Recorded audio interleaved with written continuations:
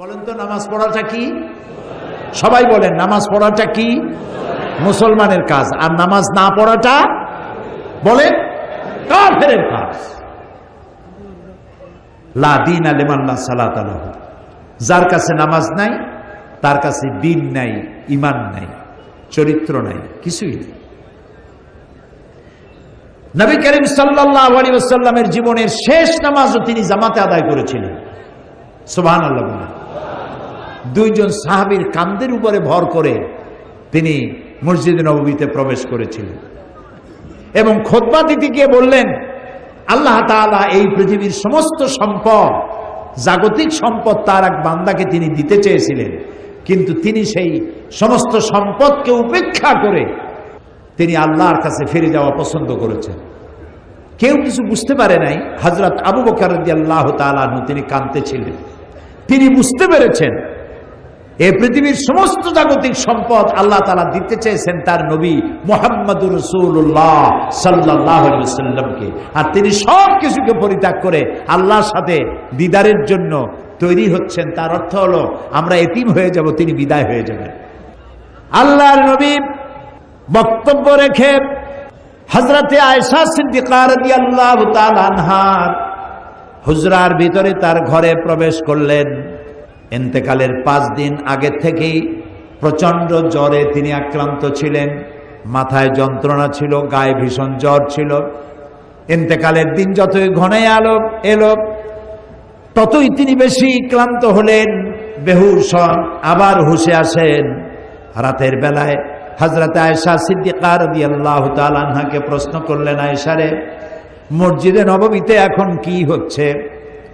হযরত আয়েশা বলেন, ইয়া রাসূলুল্লাহ, মসজিদে নববীতে সাহাবায়ে কেরাম দীর্ঘক্ষণ আপনার অপেক্ষা করে আপনাকে না পেয়ে আমার আব্বার ইমামতিতে তারা নামাজ আদায় করছেন, এশার নামাজ হচ্ছে, কিন্তু সাহাবায়ে কেরাম পেছনে তারা নামাজের ভিতরেই কাঁদতেছেন। তাদের ধারণা হয়েছে রসুলের মেহরাবের ভিতরে, রসুলের মুসাল্লায় হযরতে আবু বকর যখন দাঁড়ায় গেছেন, আমরা এতিম হয়ে গেলাম, আল্লাহ রসুলের পেছনে নামাজ পড়া বোধহয় আর কিসমতে হবে না।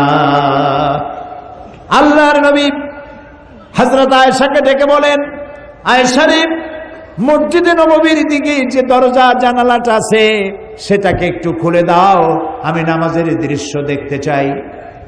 জানালা খুলে দেওয়া হলো। নবীজি মাথা উঁচু করলেন, হযরত আয়েশার কাঁধের উপরে ভর করে রাসূল নামাজের দৃশ্য দেখতে থাকলেন। আবার তিনি শুয়ে পড়লেন, চোখের কোণা থেকে পানি বেয়ে পড়তে লাগলো। হযরত আয়েশা বলেন, ইয়া রাসূলুল্লাহ, নামাজের দৃশ্য দেখে কাঁদেন কেন? রাসূল বলছেন, আয়েশা গো,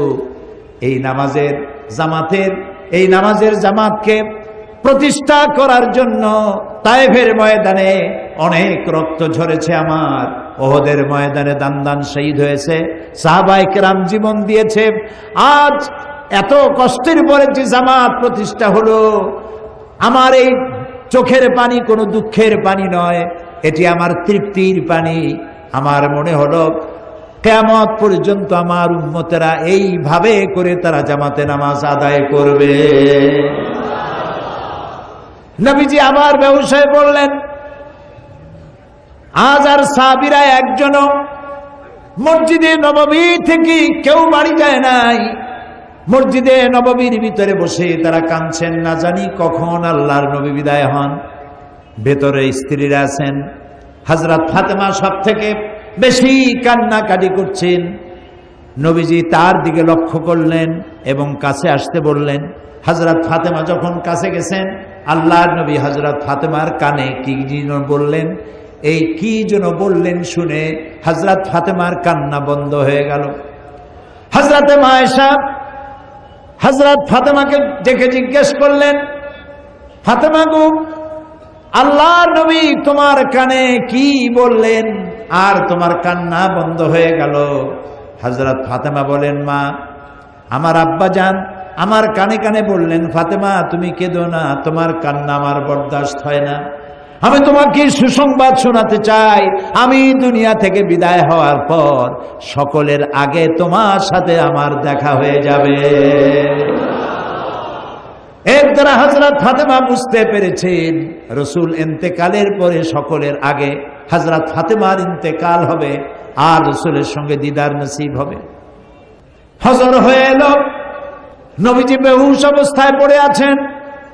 হযরতে জিবরিল আলাইহিস সালাম রাসূলের হুজরার ভিতরে প্রবেশ করে আল্লাহর নবীকে সালাম দিয়েছেন, আসসালামু আলাইকা ইয়া রাসূলুল্লাহ, হে আল্লাহর রাসূল, আল্লাহ পাক আপনাকে সালাম জানিয়েছেন আর জানতে চেয়েছেন আপনি কেমন আছেন।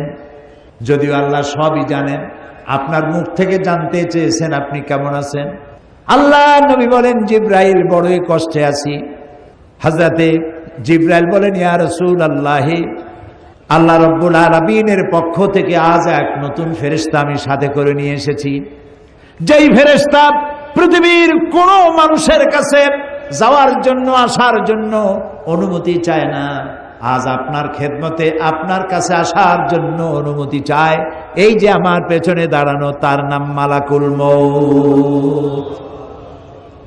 হযরতে মালাকুল মউত রাসূলকে সালাম পেশ করে বলছেন, ইয়া রাসূলুল্লাহ, আল্লাহ রাব্বুল আলামিন তিনি আমাকে পাঠিয়েছেন আপনার জান কবজের জন্য। আমি এই পৃথিবীতে কারো জান কবজের জন্য অনুমতি চাই নাই, আপনার কাছে অনুমতি চাওয়ার জন্য আমাকে বলা হয়েছে। নবীজি বললেন, মালাকুল মউত, আমি যদি অনুমতি না দেই? মালাকুল মউত বলছেন, ইয়া রাসূলুল্লাহ, হে অনুমতি যদি না পাই আমাকে ফেরত যেতে বলা হয়েছে। হযরতে জিবরাইল বলেন, ইয়া রাসূলুল্লাহ, হে আল্লাহ রাব্বুল আলামিন আপনার দিদারের ইন্তজার করতেছেন। আল্লাহ নবী হযরতে মালাকুল মউতকে অনুমতি দিলেন, জান কবজ শুরু হয়ে গেল। নবীজি বললেন, জীবনের শেষ কথা মুখ থেকে বেরোলো, আসসালাত আসসালাত ওয়া মা মালাকাত আইমানুকুম। আমার উম্মতেরা, জীবনের শেষ কথা তোমাদের জন্য রেখে গেলাম, নামাজ নামাজ নামাজ ছেড়ে দিও না। আল্লাহর নবী দুনিয়া থেকে চির জনমের মতো বিদায়ের সময় মেয়ের কথা বললেন না, নাতির কথা বললেন না, জামাইয়ের কথা বললেন না, স্ত্রীর কথা বললেন না, কারো কথা বললেন না। দুটি কথা বলেছেন, আমার উম্মতেরা, নামাজ নামাজ, সালাত সালাত। আর তোমাদের অধীনস্থ যারা কাজ করে খায়, কষ্ট করে, তাদের প্রতি তোমরা নির্যাতন করবে না, জুলুম করবে না, তাদের প্রতি ইনসাফ করবে, আর তোমরা নামাজ সঠিকভাবে আদায় করবে। যেই নবী ইন্তেকালের সময় জীবনের শেষ কথা নামাজ নামাজ বলে দুনিয়া থেকে বিদায় হয়ে গেলেন, সেই নবীর উম্মত দাবি করে আমরা নামাজ আদায় করি না। বিশ্বকবি আল্লামা ইকবাল বলেছেন, মসজিদ মে মরসিয়া খায়ে কে নামাজি না রহি, याने वो साहिबे औसाफे हिजाजी न रही। মসজিদ আজ চিল্লাচ্ছে, মসজিদ আজ কাঁদছে, কই সেই মুসল্লি?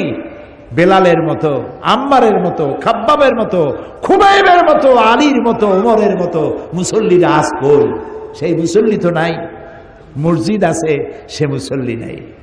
প্রিয় ভাই সব, আজ যারা আমার সামনে বসে আছেন, আমি কি দাবি করতে পারি আজকের এই বিশাল জনসমুদ্র সিলেট শহরে মাঠ ঘাট রাস্তা সব বন্ধ হয়ে গেছে, কোরআন প্রেমিক কোরআন পাগলে ভরে গিয়েছে সিলেট? আমি কি দাবি করতে পারি যে আপনারা যারা নামাজ পড়েন না, অথবা যারা পড়েন অনিয়মিত, যে রাসূল কিয়ামতে পরিচয় না দিলে সুপারিশ না করলে জান্নাতে যাইতে পারবো না, সেই রাসূলের দাবি তিনি নামাজ পড়ার জন্য বলেছেন, আল্লাহ 82 বার বলেছেন, এই নামাজ জীবনেও ছাড়বো না, এই ওয়াদা কি আজকের মাঠে আমরা কি করতে পারি? তাহলে দুহাত উঁচু করুন, বলেন ইয়া আল্লাহ, তোমার পবিত্র নামে কোরআনের মাহফিলে শপথ করি, কসম করি, যতদিন পর্যন্ত মালাকুল মউত আমার মাথার কাছে না আসতেছে ততদিন পর্যন্ত ফরজ নামাজ, ফরজ রোজা আর ছেড়ে দেব না, আর ছেড়ে দেব না, আর ছেড়ে দেব না। এবার চিল্লায় বলেন ইয়া আল্লাহ, আমার আজকের এই শপথ, আমার আজকের এই ওয়াদা, আমার আজকের এই কসম আমার মৃত্যু পর্যন্ত আমাকে পালন করার তৌফিক দাও। আমিন, আমিন, আমিন ইয়া রাব্বাল আলামিন।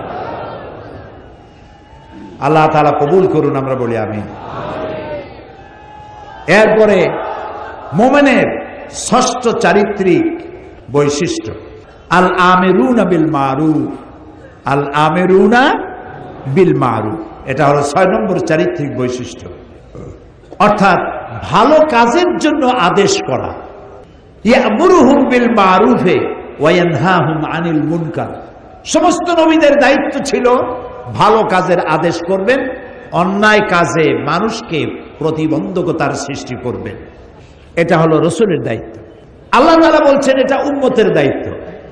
কুনতুম খায়রা উম্মাতিন উখরিজাত লিন-নাসি তা'মুরুনা বিল মা'রুফি ওয়া তানহাউনা আনিল মুনকার। কুনতুম খায়রা উম্মাতিন, তোমরা শ্রেষ্ঠ জাতি। কে বলতেছেন? বলেন সবাই। কাদেরকে বলতেছেন? আমাদেরকে। বলেন কাদেরকে?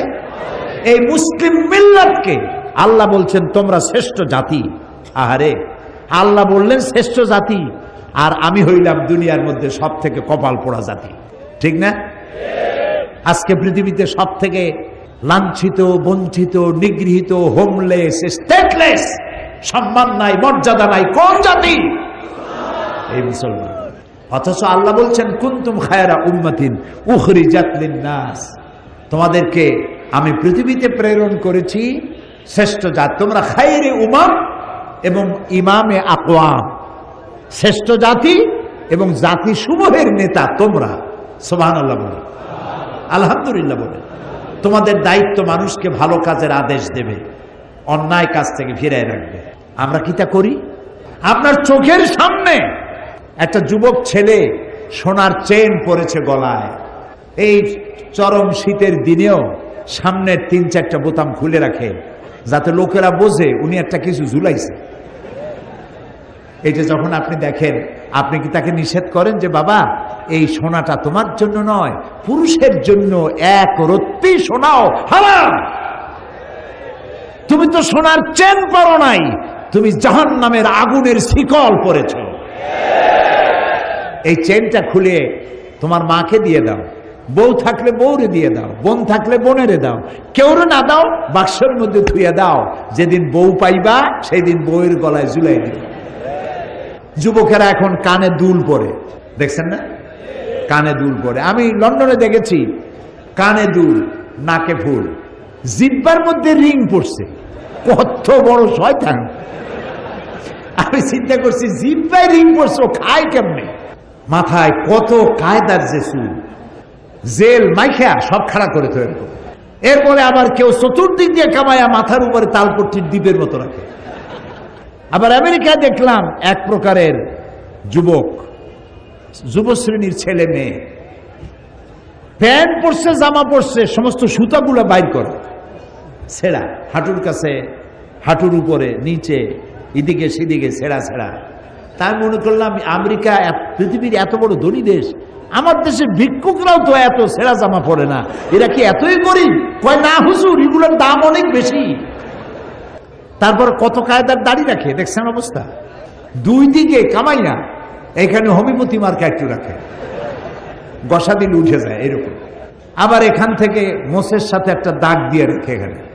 আবার কেউ বা মাঝখান দিয়ে কামাইয়া 2 দিকে রাখে।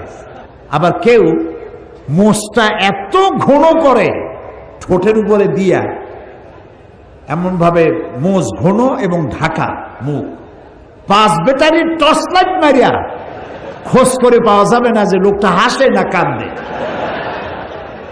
আল-আমিরুনা বিল মারুফ, ভালো কাজের আদেশ করেন, অন্যায় কাজ থেকে ফিরাবার চেষ্টা করেন। একটা মানুষও যদি ভালো বানাইতে পারেন, কিয়ামতের দিন হতে পারে এটা আপনার জান্নাতে যাওয়ার জরিয়া হয়ে যাবে। একটা মানুষ। নূহ আলাইহিস সালাম আল্লাহর পয়গম্বর, কত বছর বেঁচে ছিলেন? আলফা সানা ইল্লা 50, 50 বছর কম 1000 বছর, কত হতে হবে?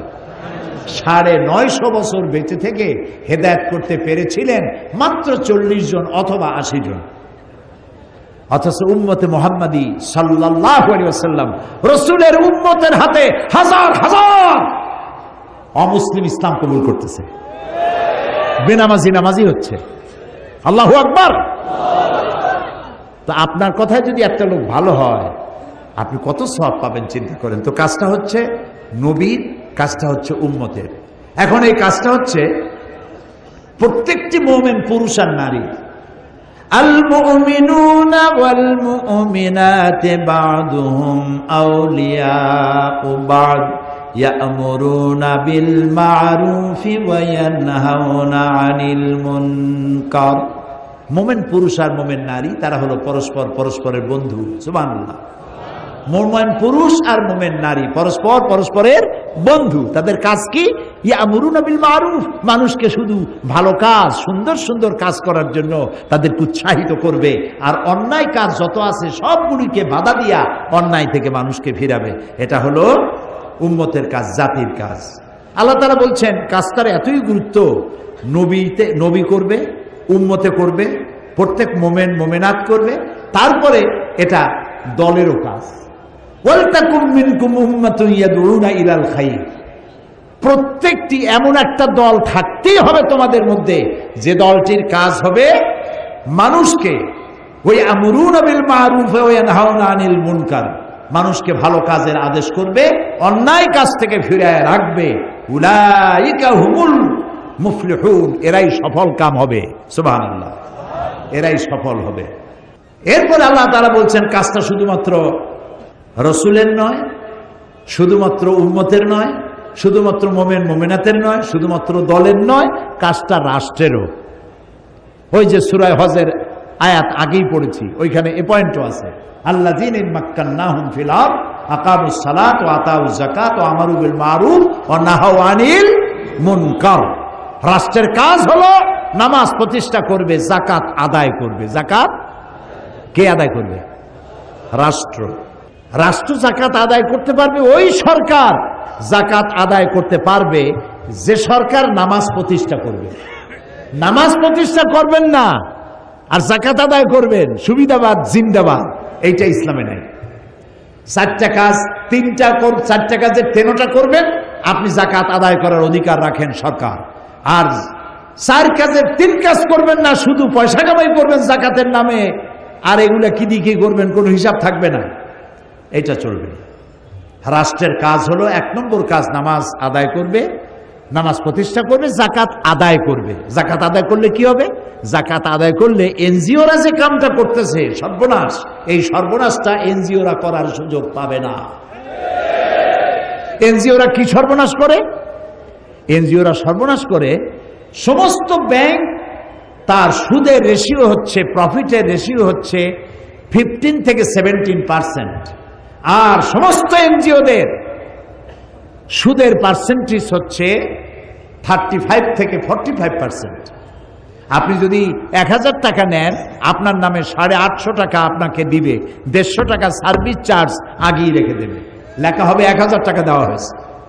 আর কিস্তি পরিশোধ করতে হবে প্রতি সপ্তাহে সপ্তাহে। দিতে দিতে কয়েক হাজার দেওয়ার পরেও ওই প্রথম যাকাত আদায় করেন না বলে এই সুযোগটা তারা নিয়েছে।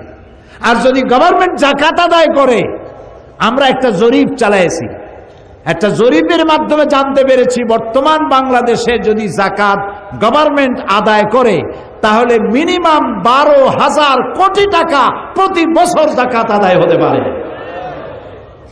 12,000 কোটি টাকা। আর রয়েছে ওয়াকফ স্টেট। ওয়াকফ স্টেটের নামে লক্ষ লক্ষ একর জমিন ভ্যালুয়েবল জমিন ভোগ করতেছে মোতোয়াল্লিরা বিভিন্ন জায়গায়, বাপের নামে দাদার নামে নিজের নামে ভোগ করতেছে, অথচ সেটা অক্ষ করে এটা রাষ্ট্রে। রাষ্ট্র যদি সমস্ত অক্ষ স্টেটকে নিজের হাতে নিতে পারে আর 12,000 কোটি টাকা যাকাত যদি কালেকশন করতে পারে, বাংলাদেশের দারিদ্র বিমোচনের জন্য, রিলিফ অ্যান্ড রিহ্যাবিলিটেশনের জন্য পৃথিবীর কারো কাছ থেকে একটি টাকাও আনার দরকার না, এটি যথেষ্ট হতে পারে। কিন্তু দুর্ভাগ্য আমাদের, আমরা সে ধরনের যারা এই কাজটি করবে তাদেরকে আমরা সুবিধা সুযোগ দিয়ে এই কাজটি করার জন্য সহযোগিতা করতে ব্যর্থ হয়েছি। এরপরে কোরআন বলছে এই কাজটি প্রত্যেক ব্যক্তি। হযরত লোকমান তার ছেলেকে বলছেন, ইয়া বুনাইয়া আকিমিস সালাতা ওয়া আমুর বিল মারুফি ওয়ানহা আনিল মুনকার ওয়াসবির আলা মা আসাবাক ইন্না যালিকা মিন আজমিল উমুর। হে প্রিয় বৎস, নামাজকে প্রতিষ্ঠা করো, আকিমিস সালাত ওয়া আমুর বিল মারুফ, ভালো কাজের আদেশ করো আর সমস্ত অন্যায় কাজ থেকে মানুষকে ফিরাও। ওয়াসবির আলা মা আসাবাক, আর এই কাজ করতে গেলে বিপদ আসবে, সেই বিপদে ধৈর্য ধারণ করবা। আপনি যখন মানুষকে ভালো কাজের আদেশ করবেন, অন্যায় কাজ থেকে ফিরতে বলবেন, সে তখন আপনার বিরুদ্ধে ক্ষেপে আসবে। আমরা মানুষকে আল্লাহর জান্নাতের দিকে ডাকি, ঠিক না? এই যে 3 দিন ডাকলাম, 3 দিন কথা বললাম, আমার বাপের কথা বলছি, ফরিদউদ্দিন চৌধুরী সাহেব তার দাদার কথা বলছে, কোন মৌলানা সাহেব তার গোষ্ঠীর কথা কইছে, কার কথা বলেছি? আমরা ডাকি আল্লাহর দিকে। আর যারা আমাদেরকে বরদাস্ত করতে পারে না তারা বলে এগুলো স্বাধীনতা বিরোধী। আমরা আল্লাহর দিকে মানুষকে ডাকি কোরআনের পন্থায়। ওরা কয় যে কোরআনের অপব্যাখ্যা করে। ওরে জিজ্ঞেস করা দরকার, বাবা তুমি কি ব্যাখ্যা জানো? ব্যাখ্যা জানলে না তুমি অপব্যাখ্যা বলতে পারো। তুমি তো ব্যাখ্যাই জানো না, তুমি তো কোরআন পড়তেও জানো না। তুমি কি সূরা ফাতিহা পড়তে পারো? এই যে মাতবাড়ি করো, বড় বড় ফিচার লেখো, কলামিস্ট লন্ডন থেকে লিখে পাঠায়, তারপরে এখান থেকে লেখে, কত টাকার বিনিময়ে লেখো, কেউ টের না পাইল একজন টের পান। তিনি কে? আল্লাহ রাব্বুল আলামিন। সুতরাং আমাদেরকে মানুষকে ভালো কাজের জন্য আদেশ করতে হবে এবং অন্যায় কাজ থেকে ফিরাতে হবে। হযরত লোকমান বলছেন এই কাজটা করতে গেলে বিপদ আসবে, এই কাজটা করতে গেলে বিপদ আসবে, সে তোমার বাধা দেবে, এই যে আজে বাজে কথা বলবে। তখন অসবির আলা মা আসাবাক, যখন বিপদ আসবে বিপদে ধৈর্য ধারণ করবা। হযরতে ইমাম গাজ্জালী তার ইহয়া উলুমুদ্দিন কিতাবের মধ্যে লিখেছেন, সবর শব্দটা আল্লাহ তাআলা কোরআন শরীফে 70 বার ব্যবহার করেছেন। আল্লামা ইমাম ইবনে কাইয়্যিম তিনি তার কিতাবে লিখেছেন, আল্লাহ তাআলা কোরআন শরীফে সবর শব্দটি 90 বার এনেছেন। ধৈর্য ধরলেই তুমি এর সুফল পাবে। তোমারে গালি দিলে গালির জবাব গালি দিয়ে দিও না, ইদফা বিল্লাতি হিয়া আহসান, তুমি মানুষের মন্দের জবাব ভালো দিয়ে দাও, তাহলে তোমার দিকে লোকেরা আকৃষ্ট হবে। কোন জোশের কথা শুনলেই ইসলামের শত্রুরা সাবধান, ভাঙিয়ে ফেলবো, ঠ্যাং উল্টাই দেবো, এইগুলো কি স্লোগান আপনারা দেন? দরকারটা কি? কোন শত্রু নাই, সবাইকে বন্ধু বানান। আমি সকলের সাথে বন্ধুত্ব করতে চাই, ইসলামের বাণী শোনাতে চাই। দেখছেন ভারতের বুকে ডক্টর জাকির নায়েক কি সুন্দর করে বলে, কথার মধ্যে কোনো উত্তাপ নাই, গাল নাই, গর্জন নাই, তর্জন নাই, কোনো গ্ল্যামার ছাড়া, কোনো বিজ্ঞাপন ছাড়া একটা টেলিভিশন চলে একটা ব্যক্তি দিয়া, যার দর্শক সংখ্যা কোটি কোটি, এবং তার শ্রোতারা মূর্খ না, যারা শোনে হাইলি এডুকেটেড পারসন, হাজার হাজার বসে বসে তার কথা শোনে। সুবহানাল্লাহ। তার কথা মনে উঠলেই আমার দোয়া আসে শুধু। আমার কাছে মনে হয় মুসলিম মিল্লাতের জন্য আল্লাহর এক নিয়ামত। আল্লাহ জাকির নায়েকের হায়াত দারাজ করে দাও, তার স্মৃতি শক্তি আরো বাড়ায় নাও। একবার শুনলাম এক মহিলা প্রশ্ন করছে ডক্টর জাকির নায়েককে যে, আচ্ছা আপনি তো বললেন হিন্দু মুসলমান খ্রিস্টান বৌদ্ধ সব ভাই ভাই, তো সব যদি আমরা ভাই ভাই হই, আমি তো হিন্দু, ওই মহিলা বলছে আমি তো হিন্দু, তা আপনার মক্কা মদিনায় আমরা যাইতে পারি না কেন? এটা কঠিন প্রশ্ন। আমি চিন্তা করলাম কি জবাব দেয়। আমার কাছেও জবাব আছে, কিন্তু উনি কি বলেন সেটা শোনা দরকার। উনি জবাব দিলেন, বোন আপনার বাড়ি কই? কই তো ইন্ডিয়ায়। জন্মস্থান কোথায়? এখানে। আমার জন্মস্থানও এখানে। আচ্ছা বোন, আপনি কি জানেন যে ইন্ডিয়ায় এমন এমন জায়গা আছে যেখানে এখানে জন্মগ্রহণ করার পরেও সে জায়গায় আপনি আর আমি যাইতে পারি না? এরকম জায়গার নাম জানেন? কোন এরকম জায়গা থাকবে কেন? আমি ইন্ডিয়া জন্মগ্রহণ করছি, সব জায়গায় যাইতে পারি। উনি বললেন মোটেই না, এখানে এমন এমন জায়গা আছে যেখানে আপনি আমি প্রবেশ করতে পারবো না, তার নাম ক্যান্টনমেন্ট। ক্যান্টনমেন্টে আপনিও ঢুকতে পারবেন না, আমিও ঢুকতে পারবো না। ক্যান্টনমেন্টে ঢুকবে যারা নিরাপত্তার দায়িত্বে, দেশ রক্ষার দায়িত্বে যারা আছে, যে কোনো মুহূর্তে ডাক দিয়ে বলে জান দেওয়ার জন্য, রক্ত দেওয়ার জন্য, জীবন দেওয়ার জন্য ঝাঁপায় পড়বে, সেসব সেনাবাহিনীর জন্যই ক্যান্টনমেন্ট তৈরি করা হবে। ওখানে আপনি আর আমি যাইতে পারবো না। ইসলামেরও একটা ক্যান্টনমেন্ট আছে, সেটার নাম মক্কার মদিনা। ওইখানে ওই সব লোকেরাই যেতে পারে যারা আল্লাহর জন্য জান দিতে পারে, মাল দিতে পারে, রক্ত দিতে পারে। প্রিয় বোন, আপনিও যেতে পারবেন। আপনার পাসপোর্টে একটা ভিসা লাগান, ভিসার নাম লা ইলাহা ইল্লাল্লাহু মুহাম্মাদুর রাসূলুল্লাহ। কালকে আপনি মক্কা মদিনা চলে যান। কি সুন্দর জবাব!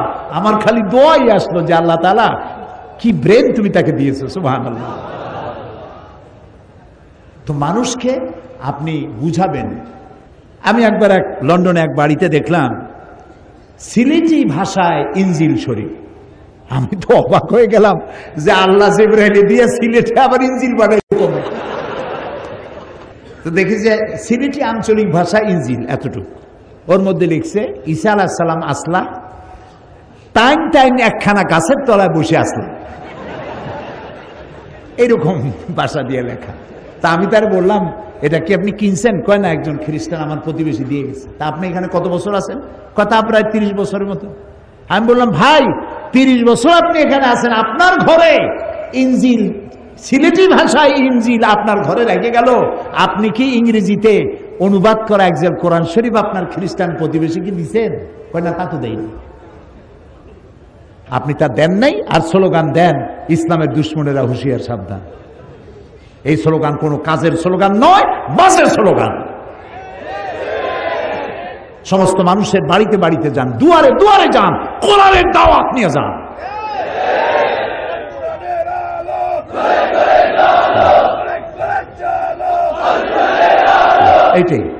এইটাই স্লোগান,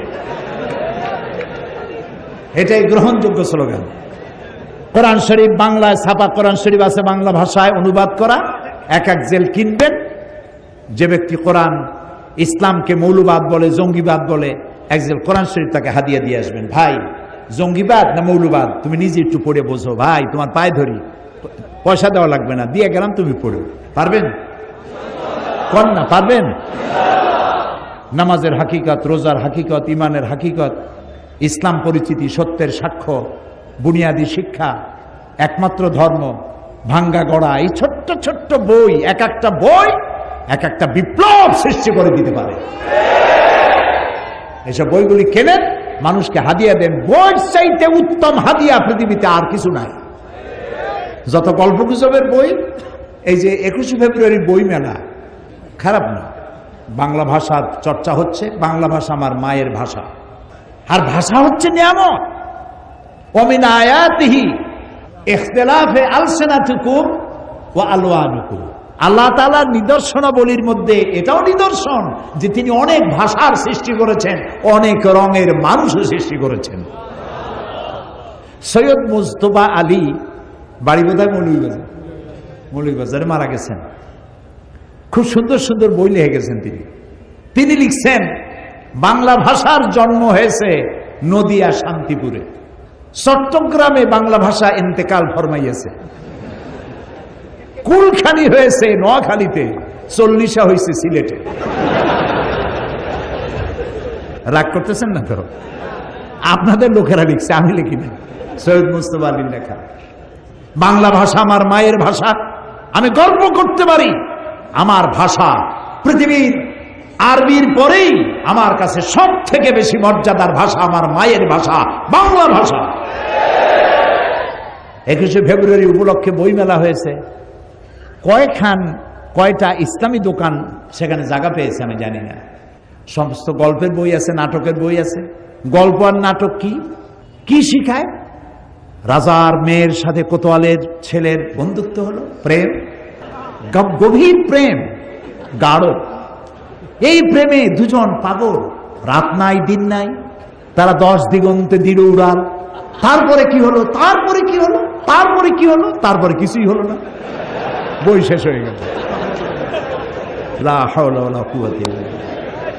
এই বই পড়িয়া কি লাভ আপনি বলেন আমাকে, কি লাভ, কি শিখলেন? তারপরে কবিতার বই। আগে তো কবিতা ছিল, কি সুন্দর সুন্দর কবিতা ছিল। মসজিদেরই পাশে আমার কবর দিও ভাই, যেন সকাল সন্ধে মুয়াজ্জিনের আজান শুনতে পাই। রবীন্দ্রনাথের 2 বিঘা কবিতা পড়ে আমি ছোটবেলায় কেঁদেছি। 2 বিঘা জমিন, এত সুন্দর কবিতা আমার মনে নাই এখন, আমি পড়ে কাঁদছি। তার কাবুলিওয়ালা গল্প পড়ে কাঁদছি। বাংলা ভাষার এগুলি শ্রেষ্ঠ সম্পদ, এগুলির মধ্যে শেখার আছে। এই কবিতার ছন্দ ছিল, তাল ছিল। এখনকার কবিতা কি? এগুলো কবিতা না বলে কবিতা বলা যায়। গদ্যের গ আর কবিতার বিতা, দুইটা মিলে কবিতা, তো কবিতা হয়ে গেছে। কিরকম? সিলেট দিয়া মাজার জিয়ারতে চললাম, শকুন আর কাকেরা তখন মৌলভীবাজার দিয়া সুনামগঞ্জ যাচ্ছিল, আর লন্ডনে তখন তুষারপাত হচ্ছিল -6। এই কবিতার আগাও নাই, মাথাও নাই। এইসব বই বিক্রি হচ্ছে, দেধারসে বিক্রি হচ্ছে। প্রিয় ভাই সব, কোরআন পড়েন, হাদিস পড়েন, ইসলামী সাহিত্য পড়েন, ইতিহাস পড়েন, ভূগোল পড়েন, বিজ্ঞান পড়েন, জ্ঞানকে সমৃদ্ধ করেন। গল্প নাটক আপনাকে কিচ্ছু শিখাবে না।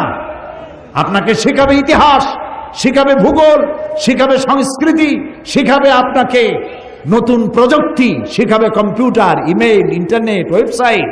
এগুলি আপনাকে শেখাবে, শিক্ষা দেবে গোটা দুনিয়া। আনলিমিটেড পেজ খুঁজে পাবেন।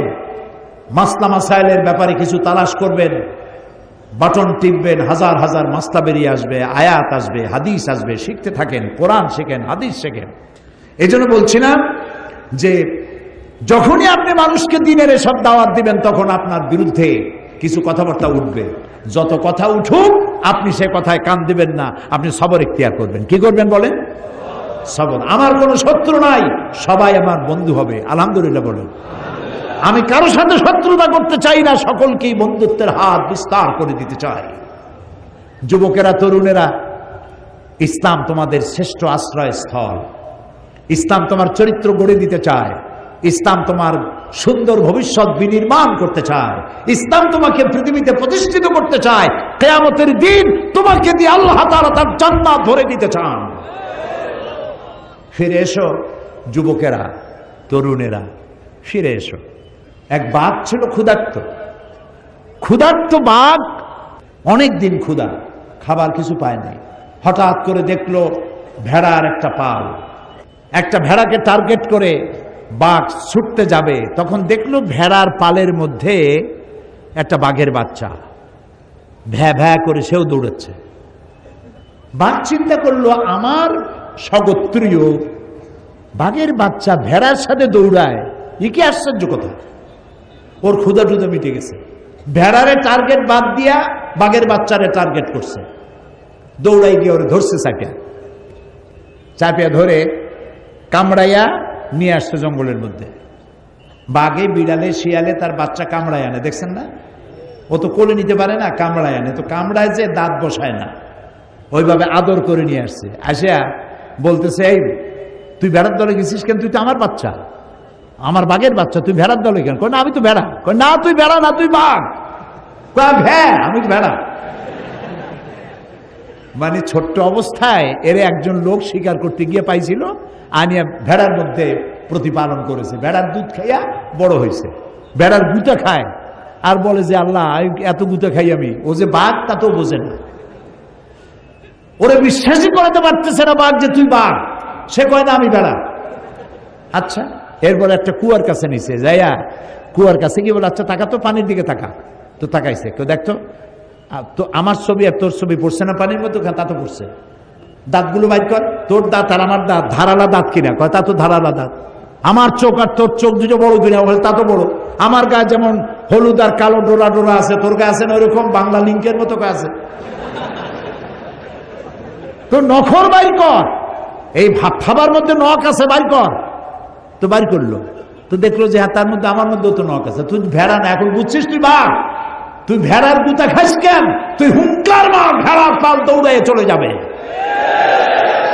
আমি আজ সিলেটের যুবক মুসলমানদেরকে বলতে চাই, তুমি ভেড়ার বাচ্চা নও, তুমি সিংহের বাচ্চা, খালিদ বিন ওলীদের সন্তান, তুমি শাহজালালের সন্তান, তুমি শাহ মখদুমের সন্তান।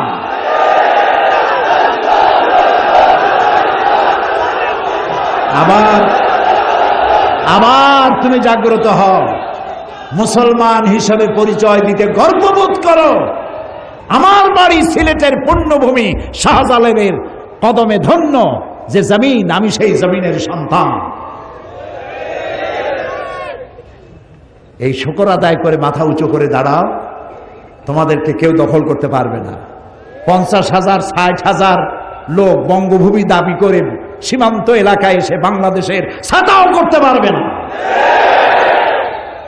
সেজন্য তৈরি হতে হবে, প্রস্তুত থাকতে হবে। মুসলমান হও, ওয়ালা তাহিনু ওয়ালা তাহজানু ওয়া আনতুমুল আ'লাউনা ইন কুনতুম মুমিনিন। তুমি যদি মুমিন হও, তোমার কোনো ভয় নাই, ডর নাই, চিন্তা নাই, বিজয় তোমার জন্য অপেক্ষা করছে। সুবহানাল্লাহ। কার ওয়াদা? আল্লাহর ওয়াদা। কার ওয়াদা? আরো জোরে বলো। আল্লাহর ওয়াদা কি মিছা হয়? কখনো নয়।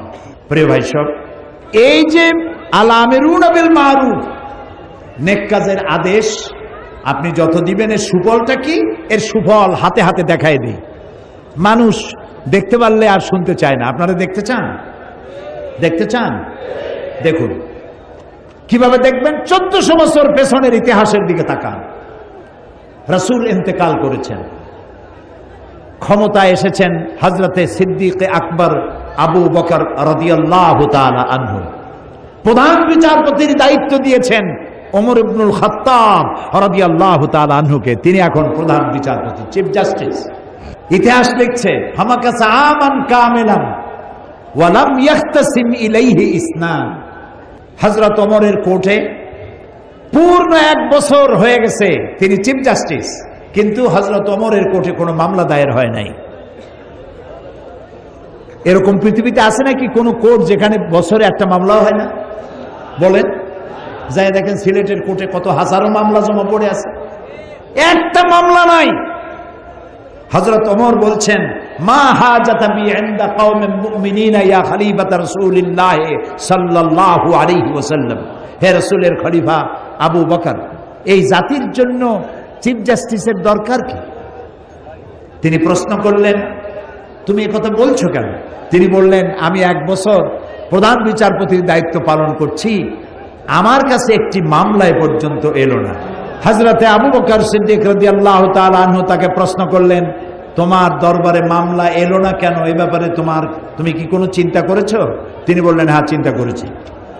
মামলা এলো না এই কারণে, আপনি আমাকে যে জাতির জন্য বিচারক বানিয়েছেন, সেই জাতির দিন হচ্ছে দিন হুমুন নসিহা। সে জাতির দিন হচ্ছে নসিহা, কল্যাণ কামনা করা। এই জাতির প্রত্যেকটি ফর্দ, এই জাতির প্রত্যেকটি পার্সন আর এক পার্সনের জন্য কল্যাণ কামনা করে। তা আমি যদি আপনার কল্যাণ কামনা করি, তাহলে আপনি কি আমার অকল্যাণ কামনা করবেন? করবেন না। মানহাজুহুমুল কোরআন, আর এই জাতির মানহাজ, উদ্দেশ্য, লক্ষ্য, সংবিধান হচ্ছে কোরআন। ও আমালুহুম আল আমরু বিল মারুফ ওয়া নাহয়ু আনিল মুনকার, আর এই জাতির আমলটাই হচ্ছে ভালো কাজের আদেশ দেওয়া, অন্যায় কাজ থেকে ফিরিয়ে রাখা। কুল্লু ওয়াহিদুম মিনহুম ইয়ারিফু হাদ্দাহু ফায়াকিফু ইনদা, এর প্রত্যেকটি ব্যক্তি সে তার বর্ডার চেনে, এবং বর্ডারের কাছে যখন যায় তখন সে থমকে দাঁড়ায়। বর্ডার কি? জেনা করা একটা বর্ডার, জেনা একটা বর্ডার, অহংকার একটা বর্ডার, মদ একটা বর্ডার, সুদ একটা বর্ডার, গীবত একটা বর্ডার। আল্লাহর নির্ধারিত এই বর্ডারগুলির কাছে যখন যায়, তারা বর্ডার চেনে আর ওখানেই থমকে দাঁড়ায়, বর্ডার ক্রস করে না। ফায়াকিফু ইনদা, আল্লাহ তাআলা এই বর্ডারগুলি রেখেছেন। এই বর্ডার দেখায় বলেছেন তিলকা তিলকা হুদুদুল্লাহ ফালা তাকরাবুহা, তোমরা এই হচ্ছে আল্লাহ নির্ধারিত বর্ডার, এই বর্ডারকে তোমরা ক্রস করো না, বর্ডারকে অতিক্রান্ত করো না। ওয়াইজা মারিদা আহাদুহু মাদুহু, এই জাতি যদি কাউকে অসুস্থ দেখে তাহলে তাকে সুস্থ করার জন্য তার কাছে সেবা শুশ্রূষা করার জন্য এগিয়ে যায়। ওয়াইজাফতাকারা নাসারুহু, আর যখন এর মধ্যে কেউ ফকির হয়ে যায় তখন ফকির হলে পরে তাকে সাহায্যের হাতকে সম্প্রসারিত করে দেয়। ফাফিমা হুম ইয়াখতাসিমুনা ইলাইয়া ইয়া খলিফাত রাসূলুল্লাহ সাল্লাল্লাহু আলাইহি ওয়াসাল্লাম, এই যখন জাতির অভ্যাস তখন এই জাতির মামলা করতে আসবে কেন?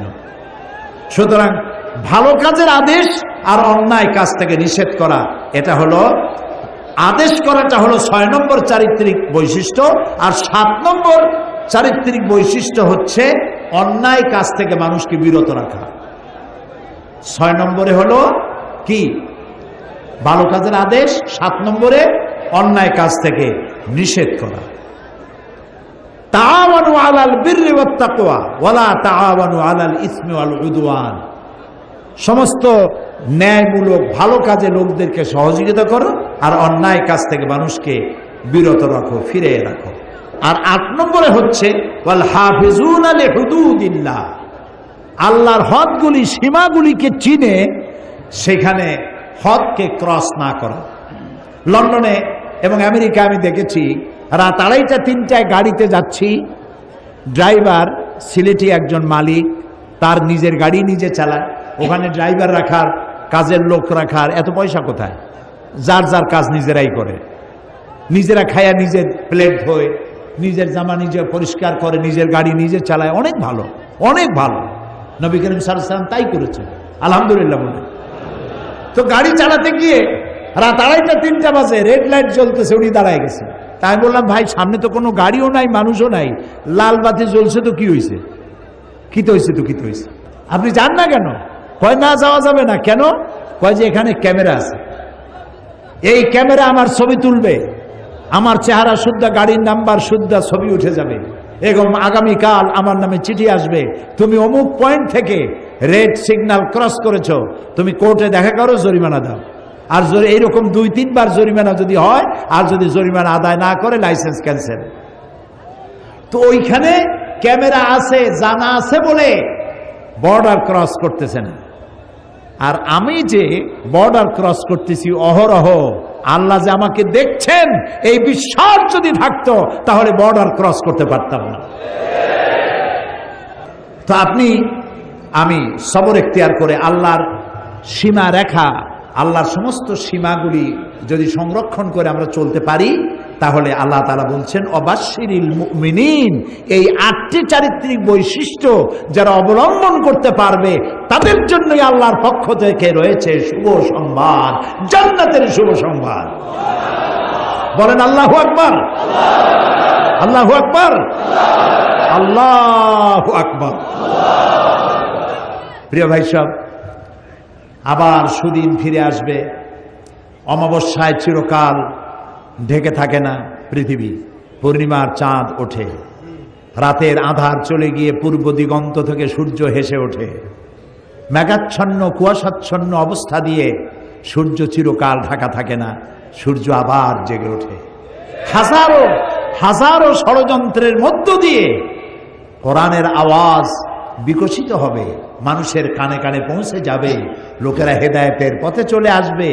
শুরু হবে খেলাফত আলা মানহাজুন নবুয়া, রাসূলুল্লাহ যে খেলাফত রেখে গেছিলেন সেই খেলাফতের উপরেই পৃথিবী আবার প্রতিষ্ঠিত হবে ইনশাআল্লাহ। আল্লাহ তাআলা সূরা ইব্রাহিমের একটি আয়াত বলেই আমি মুনাজাতের দিকে যেতে চাই।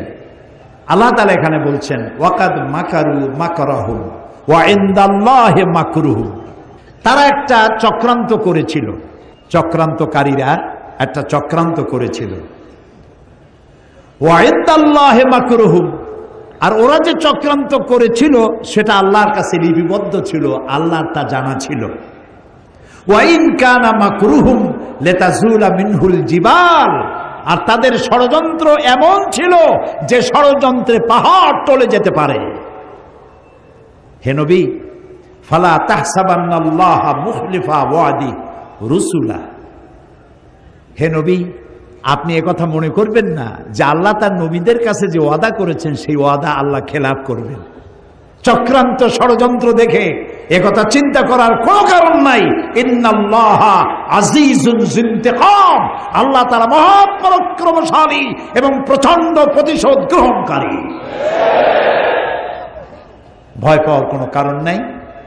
সিলেটের প্রাণবন্ত দামাল ছেলেরা, তোমাদের সমস্ত শরীরে যাদের রক্ত ডগবগ করে যৌবনের মুসলিম রক্ত, কোরআন সম্পর্কে ধারণা নাই, দোষ তোমার না, দোষ হচ্ছে সিস্টেম অফ এডুকেশনের, লেখাপড়ার দোষ। সিলেবাসে এখন ধর্মকে ঐচ্ছিক করতে চাচ্ছে, কত বড় কপাল পোড়া।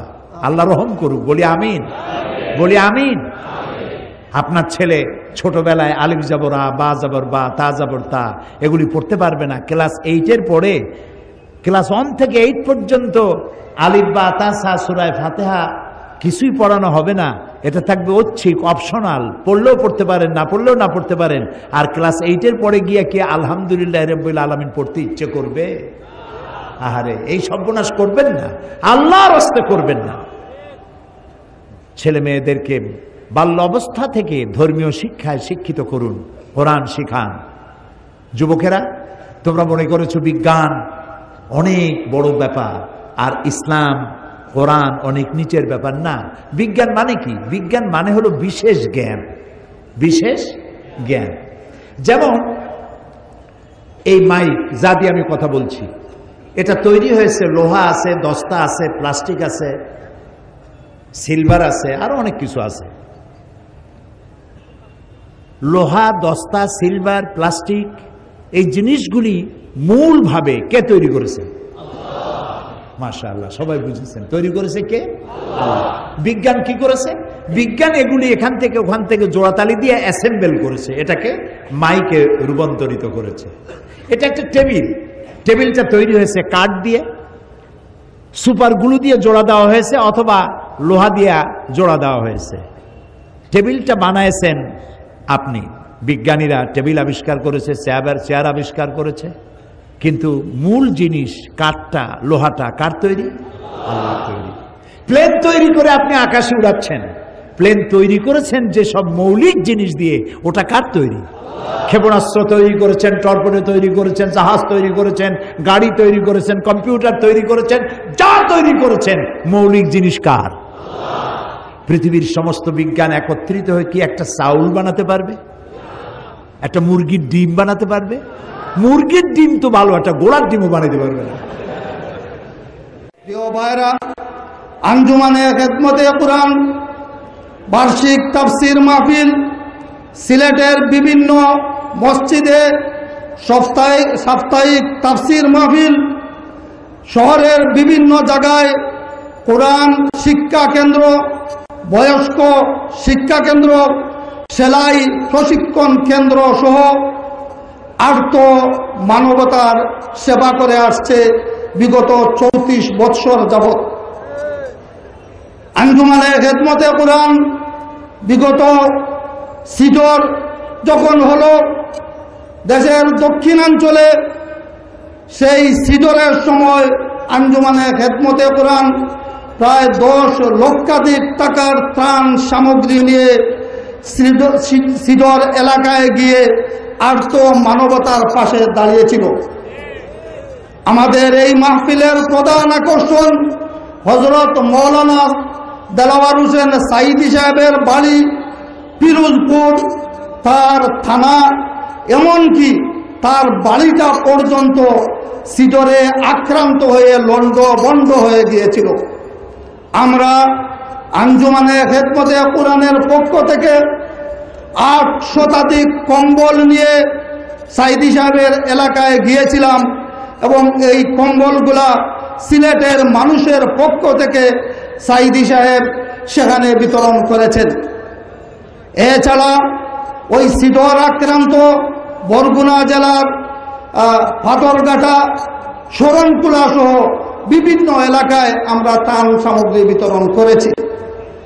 সম্মানিত সুধী মণ্ডলী, আঞ্জুমানে খেদমতে কোরআনের আরো 2টি সহযোগী সংস্থা রয়েছে। এর একটি হচ্ছে তাহফিজুল কোরআন শিক্ষা বোর্ড, আরেকটি হচ্ছে ইত্তেহাদুল কুররা বাংলাদেশ। তাহফিজুল কোরআন শিক্ষা বোর্ডের মাধ্যমে সিলেটের বেশ কয়েকটি হাফিজি মাদ্রাসার ছাত্ররা তারা শিক্ষা বোর্ডে, তাহফিজুল কোরআন বোর্ডে তারা হিফজের সমাপনী পরীক্ষা দিয়ে কৃতকার্য হয়ে সনদ নিয়ে থাকে। যেহেতু তাহফিজুল কোরআন আঞ্জুমানে খেদমতে কোরআনের একটি সহযোগী সংগঠন, এই হিসাবে আঞ্জুমানে খেদমতে কোরআন যারা তাহফিজুল কোরআন বোর্ড থেকে কৃতকার্য হয়ে মেধা তালিকায় 1, 2 ও 3 নম্বর স্থান অধিকার করে তাদেরকে আঞ্জুমানে খেদমতে কোরআন প্রতি বছর কিছু টাকা ও সনদ প্রদান করে থাকে। আল্লাহুম্মা আমিন।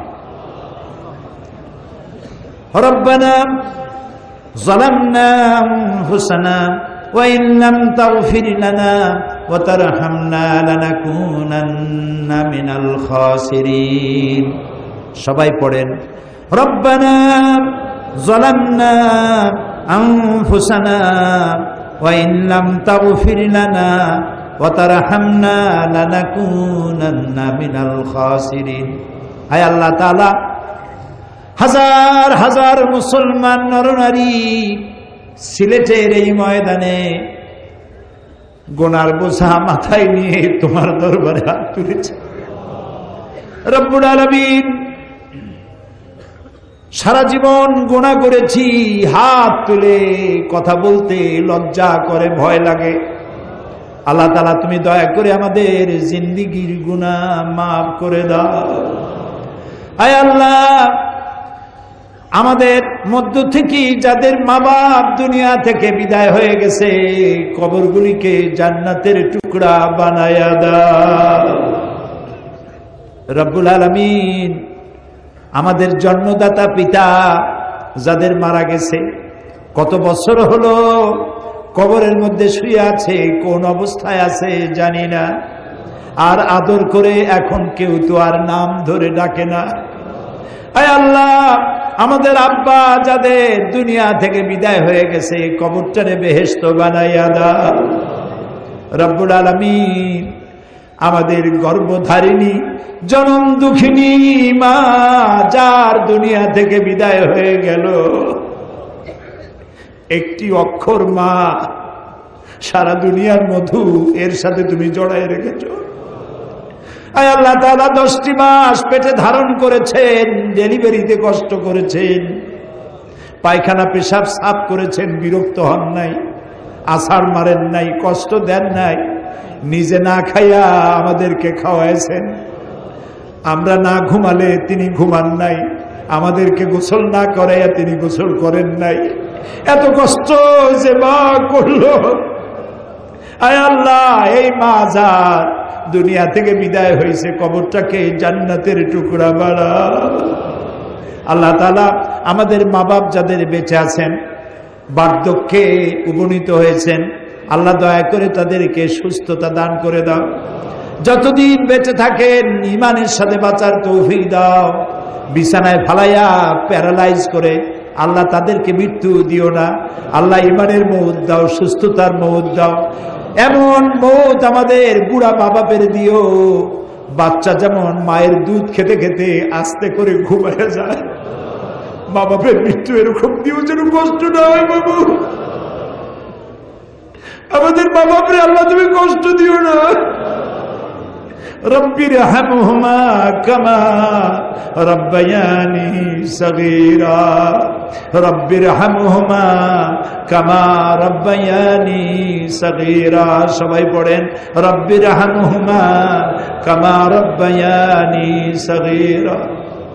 আয় আল্লাহ তাআলা, আমাদের দাদা দাদি, নানা নানি, আত্মীয় স্বজন, পীর বুজুর্গ, ওস্তাদ যার যা মারা গেছে প্রত্যেকের রুহের পরে সওয়াব পৌঁছায় দাও। রব্বুল আলামিন, সারা পৃথিবীতে আজ মুসলমানেরা সবচাইতে নির্যাতিত।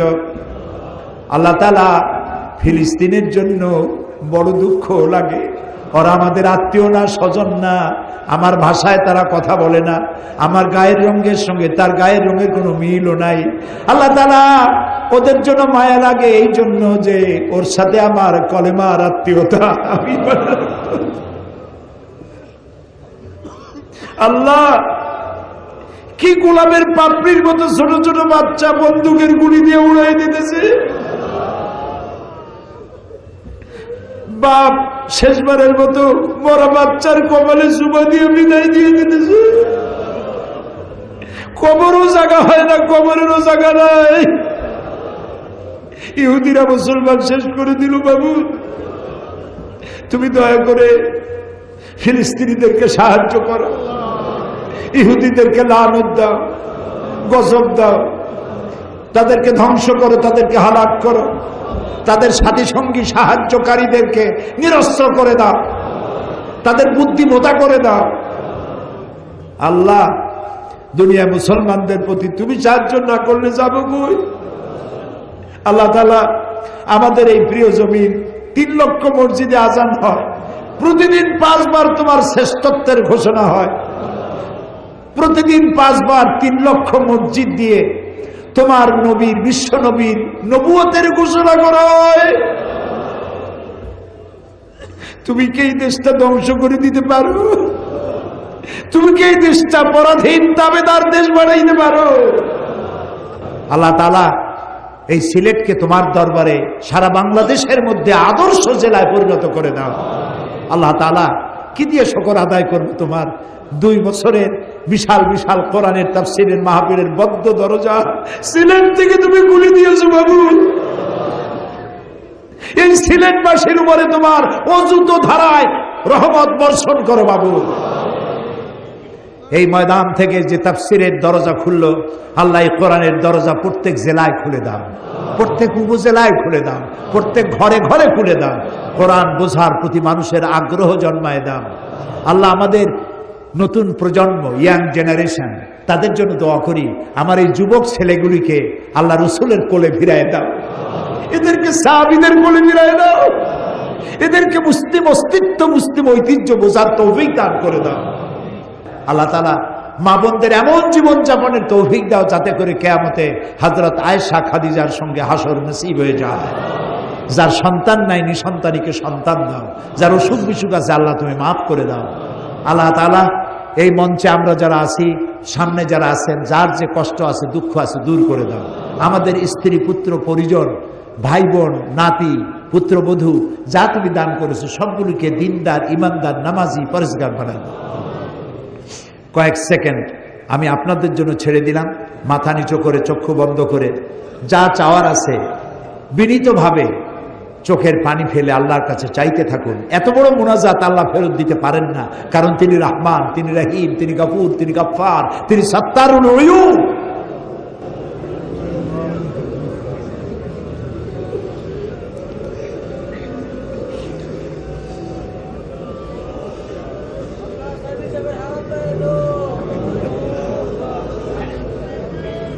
আল্লাহ তাআলা, তুমি আলিমুম বিজাতিস সুদূর, তুমি অবশ্যই শুনতে পাচ্ছ কে কি বলতেছে, কে কি চাইতেছে। তোমার ভান্ডে তো কিছুর অভাব নাই, বৈধভাবে যে যা চাইলো তুমি প্রত্যেকের ঝুলি মালামাল করে দাও। এই মাহফিল থেকে কাউকে তুমি নিরাশ হয়ে ফেরত দিও না, নিরাশ করে ফেরত দিও না। আল্লাহুম্মা লা তারুদ্দানা খায়বিন, আল্লাহুম্মা লা তারুদ্দানা খায়বিন।